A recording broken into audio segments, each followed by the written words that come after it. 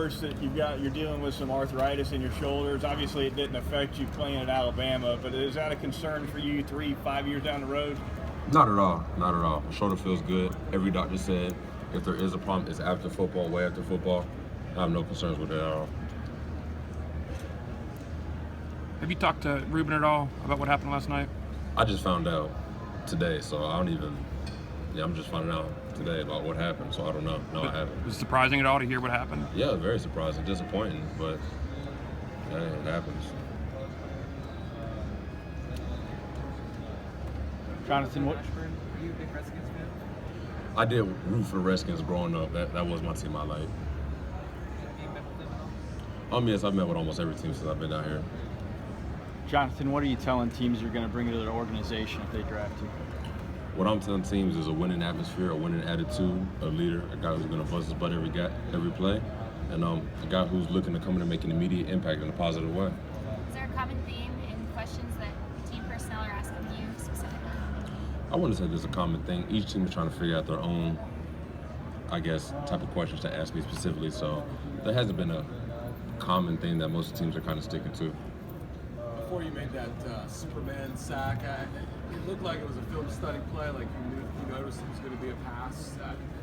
Is that part of your game, maybe something that gets overlooked, the fact that you are able to recognize those kind of things?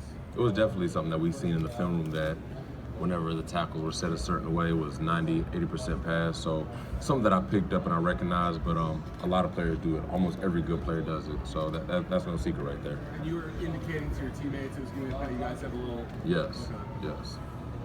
Jonathan, why would a guy at your position, who plays your position, possibly be worth maybe like the number 1 or number 2 pick in the draft? What would you bring to a team that would maybe make that work?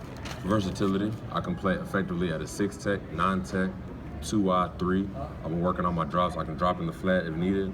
I can do a lot of things and play them all equally well for a team. What will you have to do? What will be the key for you making a quick transition to the NFL so that you can maybe not only play right away, but make a big impact right away? For me, just coming in, learning the scheme, learning the playbook.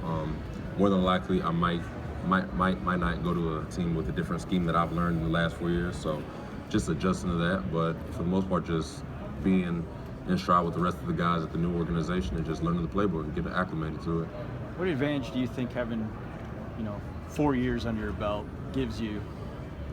I feel like I'm mentally prepared for whatever happens.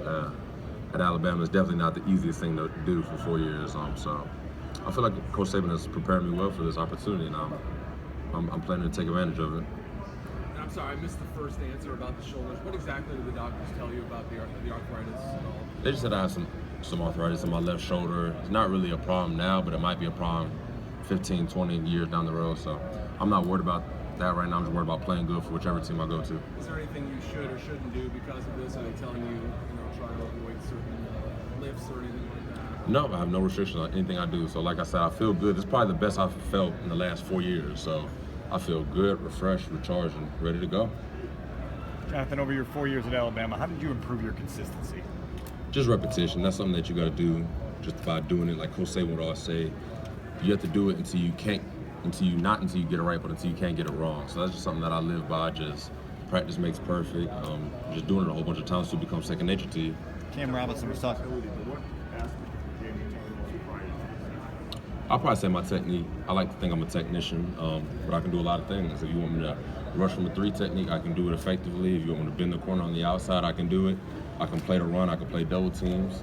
I can play above the tight end, play the 6 technique, scoot and cut off blocks. So, I feel like I can do anything that I'm asked to do on the defensive line.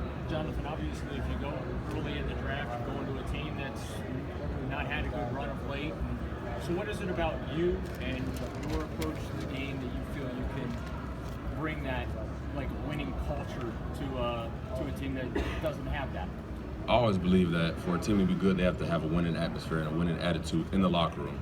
So that's going to be the first thing I try to instill wherever I go, just through my work ethic, preparation, my dedication to being excellent. So that's kind of things I'm going to try to focus on, just going in there, trying to, go under a vet where the guys have been there, soak as much as I can, and do anything to help the team out. John, what all went into your decision to come back for an extra year, and how motivated were you to sort of elevate your draft stock? A lot of things, but probably the big thing that made me want to come back was the fact that I was being listed as a third down player. Not too many people consider me as an every down player, and that kind of bothered me. Put a kind of a chip on my shoulder, so I wanted to come back and prove that I can do both and do them effectively. Tim Williams came back for pretty much the same reason. Did you have discussions with him about that same motivation? Not really. At the end of the day, it's every man's decision, for what's best for them and their family. Obviously, I told him I'd let it have you back, but you need to do what's best for you, and he told the same thing for me. So at the end, we all decided that would be best if we came back and, took another shot at it. What is it about you that makes you so versatile and can play different spots on the line when maybe other guys aren't like that? You said what makes me so versatile? Why can you do that? Why can you move around like that? Just technique. I mean, each position has a different technique. You're not going to play the 6 technique as the same as a 3 technique. And with my body type, it allows me to play up and down the line of scrimmage, and that's something I take great pride in. Jonathan, I know you're proud of your versatility, but what do you think you do best if you had to pick? Rush the passer. Of course, I love to rush the passer, and I love to get after it. From what gap?